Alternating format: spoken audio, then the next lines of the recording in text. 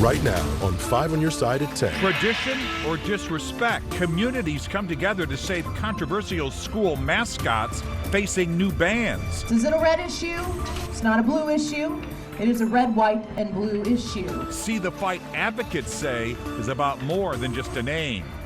Warm winds. They get gusty Monday afternoon, leading us into our weather impact alert day on Tuesday. We're timing out Tuesday's storm threats.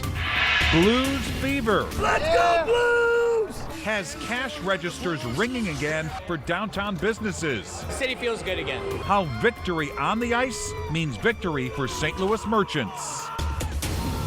Thanks for joining us. I'm Mike Bush. There was an energy in downtown St. Louis today. The St. Louis Blues, who were down 2-0 in their playoff series with Winnipeg, came home and tied things up in the best of 7. 5 on Your Side's Corey Miller was at Enterprise Center as the Blues now head back to Canada for Game 5. Well, there's domination, and then there's what the Blues did to the Jets in Games 3 and 4 at Enterprise Center. The final goal tally from these two games, Blues 12, Jets 3. Now the series is tied at 2. The Jets had a 1-0 lead today at Game 4, but from there, it was all Blues. They scored 3 times in the second period. Jake Neighbors had a 3-point night. Jordan Binnington was superb again, stopping 30 of 31 shots, and the Blues won 5-1. Jets star goaltender Connor Hellebuck was pulled for the second game in a row as the electric crowd let him hear about it, and we have a brand new series headed back to Winnipeg. We were down out a long time ago, and our mentality in the room is just keep on playing hard, play for one another, and go out there and worry about the little details and habits that are going to win you hockey games. It's been a fun building. It's been loud. It was like that at the end of the season, and it's always a good building to play in. When our crowd's into it, it gives the guys a lot of energy, and it's definitely been a lot of fun. The guys can feel it. Game 5 is set for a roughly 8:50 p.m. puck drop on Wednesday in Winnipeg. Mike? Well, the Blues were able to play through Jets traffic near the net. The game also brought significant foot traffic to downtown. The sold-out crowd, fans just flooded the area after the game. New tonight, 5 on Your Side's Andy Crawl is live at Enterprise Center after hearing from fans and local businesses about how today may have been an even bigger win for them. Annie. Mike, in the last 2 games, the Blues have been downright unruly, scoring 12 goals, and 5 of those came courtesy at Enterprise Center, much to the chagrin of Jets goalie Connor Hellebuck, who was run around all day and eventually run off the ice. So there has to be a little bit of magic right behind me in this cathedral built on ice. Blues! Let's go Blues! For anyone who may have been asleep all of Sunday and didn't see the inside of Enterprise Center, Heck of an environment. The guys, showed up just like Thursday. They were ready to play. They were ready to get the fans involved, and the fans definitely got involved. But now we're back in it. The series is tied, and we're on the way back to the Stanley Cup, baby! seeing downtown St. Louis like this, it's heartwarming. The energy is amazing down here. All the St. Louis fans, there's no energy like it anywhere else. Nothing compares to it. But it wasn't just a party outside Enterprise. It's a Sunday fun day, right? We had a noon game. We got the rest of the day to booze and just have a good time with the city. Nearby downtown bars and restaurants got a massive bump thanks to a stunning 5-1 Blues playoff victory. I think we're headed over to Midwestern, have a couple drinks, celebrate with all the rest of the Blues fans. General manager of the Midwestern, Zach Hayes, tells us it's a special day downtown. It feels alive again. It feels alive again. Cardinals, Blues, best time of the year. Saying they may need a bigger space for all the people they're expecting. I mean, normal Sunday does not look like this. A lot of people come here to eat, but I don't think there's about to be much eating going on in here. Let's go! And even if some fans didn't have an exact game plan, where are you guys going the rest of the day? I don't know. Where are we going the rest of the day? Good question. We'll find somewhere to go, wherever the crowd is. It was hard to lose the crowd. And the Blues spirit isn't slowing down anytime soon across international lines. We have a flight planned out of here, probably go to Winnipeg early and sow some seeds of insurrection up there in Canada and cause some problems. And while the Blues are heading back to Winnipeg for Game 5, the marquee names of Jordan Binnington and Robert Thomas will be back here in downtown St. Louis come Friday. Reporting live at Enterprise Center, Annie Crawl, 5 on your side. And you can get updates on the Blues playoff run on KSDK.com. For a link, just text the word Blues to 314-425-5355. Tonight, we are preparing you for a weather impact alert. The potential for strong storms is heading our way this week. Chief Meteorologist Scott Connell is here breaking down what you can expect. Well, our weather impact alert is mainly for Tuesday at this point. That's when we see the potential for some stronger thunderstorms across the area. But not everybody's going to see severe weather, and this is not one of those bigger events with a widespread potential. It's going to be more limited, but it could happen anytime during the day on Tuesday into the evening hours. 50 to 60 mile per hour winds, some large hail, sure, that's a potential, but it's not going to be widespread. But you will have some of it potentially during the morning rush hour and again during the evening rush hour. A lot of it contingent on what happens to our north. The most intense thunderstorms, they will be well to our north overnight Monday night, but the boundary is over the bi-state heading into Tuesday, and that means by Tuesday midday into the afternoon, the potential for some strong to severe thunderstorms. For Monday night, it's all to our north and west, but then that potential slides in here. Again, there's a risk we'll see some damaging winds, some large hail. Probably the greatest risk will be southeast of St. Louis, and most likely it's not going to be all that widespread in terms of severe weather. We'll talk more about the rain that continues after that for a couple of days in a few minutes, Mike. Hours ago, St. Louis police told us they arrested a man who stole multiple items from police headquarters. SLMPD says the suspect snuck in to the station's parking garage on Monday and stole several things, including a gun. Officers found the gun days later while searching a Crystal City home, and today, police arrested a 25-year-old in connection with the crime in Fredericktown. Police haven't identified the suspect yet, and he has not yet been charged. Developing tonight, a woman is dead after being hit by a fire truck in Midtown. This happened last night near the Midtown Top Golf on Compton and Choteau. Police say the victim, 18-year-old Nyla Simmons, was dancing on the roof of an SUV when it turned and she fell into the road. That's when a fire truck responding to a call struck her. All drivers stayed at the scene. Right now, a 19-year-old is behind bars in connection with the deadly shooting in St. Charles. Police say Damon Campbell shot and killed another 19-year-old on Lee Drive Friday morning. Officers say an argument over marijuana sparked the shooting. Campbell now faces armed criminal action and second-degree murder charges. Tradition or disrespect? The Illinois Senate is currently considering a bill that would ban the use of Native American names and logos as mascots. It's already passed the House. 5 on your side's Laura Barczewski has the story of 3 schools in the Metro East who joined together to oppose the measure.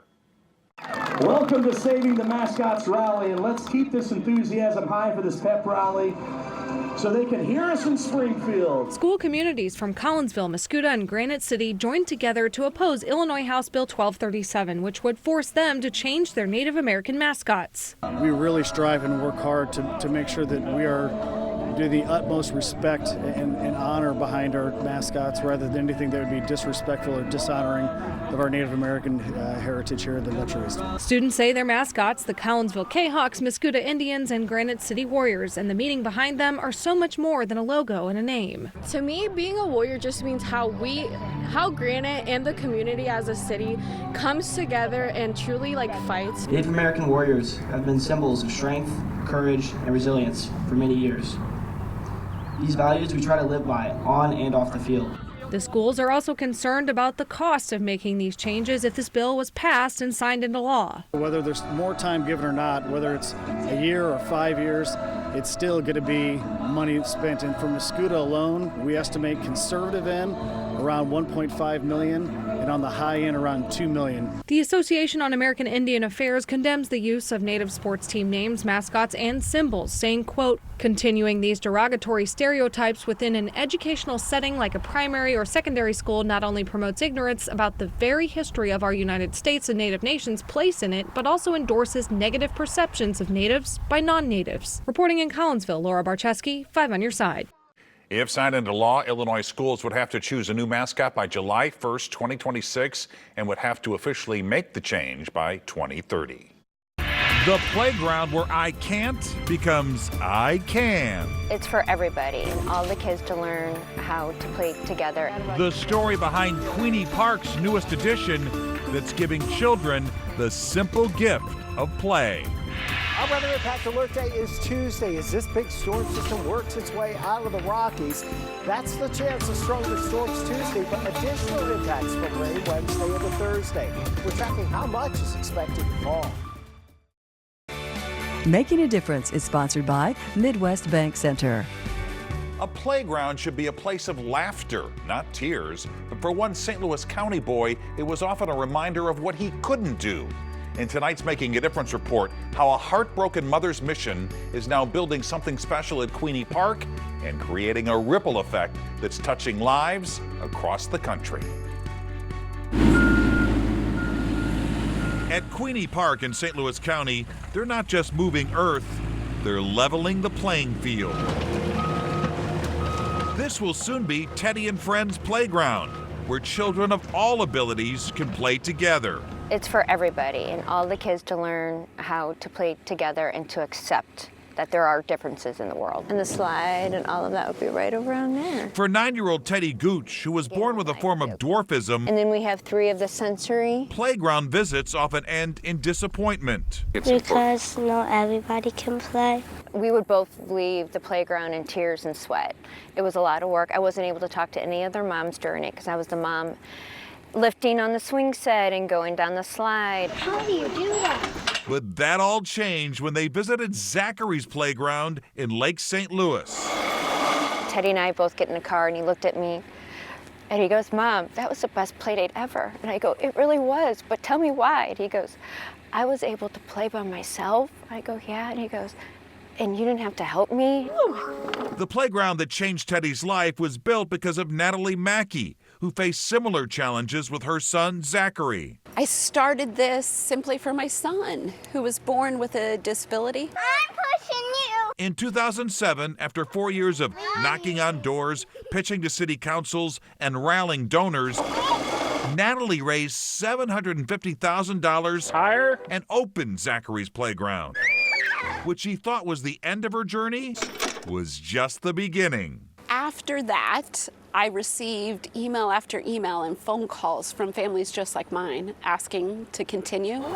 16 years later, Natalie's nonprofit, Unlimited Play, has built inclusive playgrounds in 32 states. And I'm not exaggerating when I say every day somebody contacts us. See the bulldozers? When completed in August, Teddy's playground will feature a board game theme, where the only rule is everyone gets a turn. Like inclusive and like fun. So this will be the entryway right here. For Teddy, this playground flips his perspective, going from the sidelines to playing side by side with friends.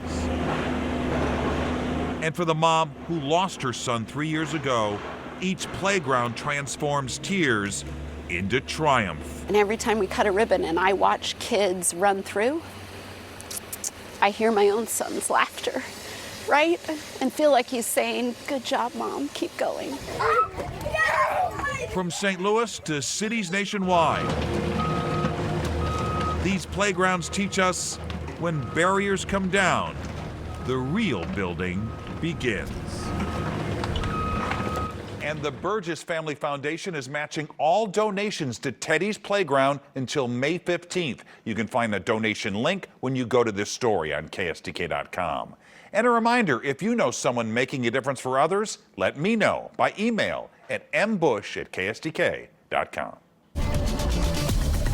We are just days away from our weather impact alert. It's calm across downtown St. Louis tonight, but there are some strong storms potentially on the way. Chief Meteorologist Scott Connell is looking ahead at what is coming our way, Scott. It's not going to be continuously stormy on Tuesday, but there's a chance really from first thing in the morning through the day into the afternoon that we could see some stronger storms at times moving through the area. Now, if they come during the rush hour, even if we don't see a lot of severe weather, and we really don't think there's huge amounts of it, this is not widespread strong winds and large hail, they're going to be isolated instances. But there will be some downpours, and potentially that's during parts of the commuting time on Tuesday. So that could slow us down. You may need some extra time for that. We're all going to be staying up to date on what's going on over the next 24 to 36 hours. Mostly in the 50s to around 60 right now. Not anticipating temperatures dropping all that much overnight. The clouds trying to break up from the north and west. That pesky rain that was hanging around today finally moved out this afternoon. We had 0.04 of an inch officially in St. Louis. Here's our big system cranking up out west. Those storms are cranking up tonight. Western portions of Nebraska into South Dakota, even into Montana. They're not our problem tonight, nor will they be our problem tomorrow morning. Out the door tomorrow morning in the 50s, some sunshine. Severe weather threat, focus tomorrow and tomorrow night, well to our north and west. Notice how the colors fade as they get closer to St. Louis. As we go into Tuesday, we're pressing the better chances south and east, and it's not as high of a chance because all the ingredients don't seem to be in place together simultaneously on a widespread basis. So we start early Tuesday morning. We could see some showers and thunderstorms during the rush hour.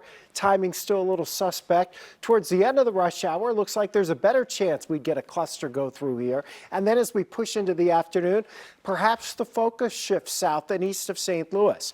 There will be showers. There will be some rumbles of thunder. And we're not just talking Tuesday. This is going to continue into Wednesday and Thursday, but the severe weather threat those 2 days drops off. Most of us are going to end up with about 1 to 2 inches of rainfall by the time everything's said and done at the end of the week. It's 58 degrees right now. 63 was our high today.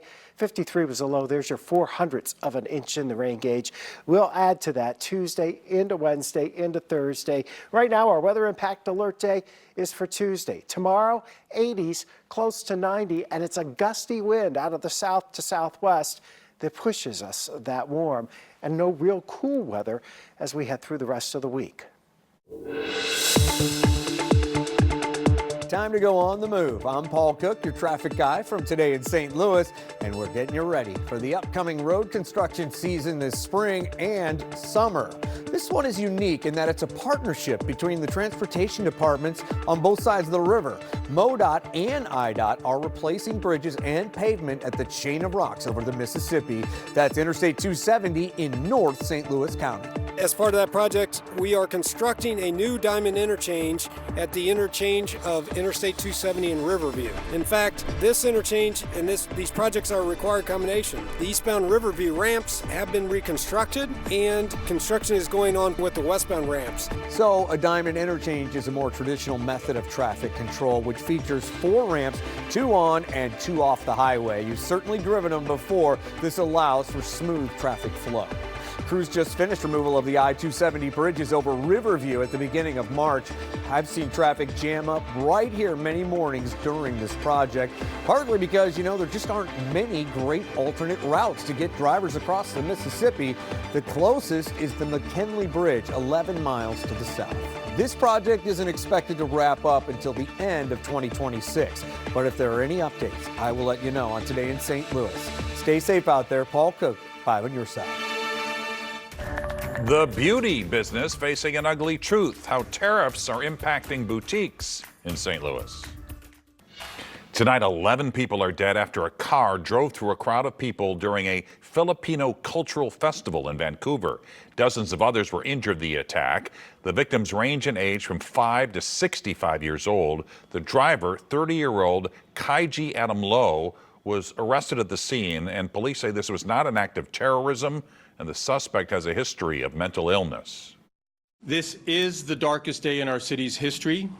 Last night, as thousands of members of Vancouver's Filipino community gathered for an important cultural celebration, the actions of a single person shattered our collective sense of safety. Lowe now faces 8 charges of second-degree murder. Canadian officials say more charges are possible. Right now, many industries are grappling with the recently imposed tariffs. It's especially hitting hard for people in beauty supply. 5 on your side's Travis Cummings was there when a Florissant woman opened her store earlier this year, and now she has something new to navigate. It's been amazing to see the shift in our customer traffic and flow. The doors to Beauty Supply Refresh's new expanded Florissant location have been open for about 4 months. So it's been amazing just welcoming new customers. I appreciate you all and continue. But like many small business owners right now, Trinita Rhodes is feeling the pressure. Around 80% of her inventory comes from China. Your wigs, your human hair, your braiding hair. Think about your blow dryers, your combs, your brushes, wave caps, bonnets. Earlier this month, the U.S. hiked tariffs on Chinese goods to 145%. China fired back with a 125% tariff on American products. And for Beauty Supply Refresh, that means uncertainty. The reduction in discounts that we would receive from our suppliers. Also the reduction in supply, because now people are overbuying to be able to compensate for what's to come next. Delays meeting demand. There's a lot happening right now, and business owners like Trinita want to know what can be done locally to help with these overlapping problems. Are there places here in the United States that I can go a little deeper? You know, we know China maybe have been your first layer. Is there another country that you could look to? Financial planner Kathy Williamson says diversifying supply chains is just one piece. Knowledge of trade agreements, strong partnerships, and local collaboration could also be key. Just to have cash reserves, a line of credit, those type of things to keep you going through the times of uncertainty. Staying connected with industry experts and customers may be one of the most powerful tools. Don't be afraid to reach out and call somebody across the country. Keep shopping with us because we're not moving in fear. Travis Cummings, 5 on your side. And Rhodes says she's reached out to local leaders, including Wesley Bell, and they told her they're spearheading a new initiative to partner with small businesses and identify key challenges. Scott has a final check of the weather when we're back. And here's Scott with that final check of the weather. Well, warm winds for us on Monday. We're back into the mid to upper 80s tomorrow afternoon. Our weather impact alert day, that is Tuesday. That's when we have the potential of some stronger storms. Could impact both the morning and evening commutes. We'll see. But the potential there for some heavy rainfall and more rain and thunder Wednesday and Thursday. And there you have it, 5 on your side at 10. We're always streaming on 5 Plus. Sports Plus with Frank Cusimano is next. Don't forget to start your day with Today in St. Louis.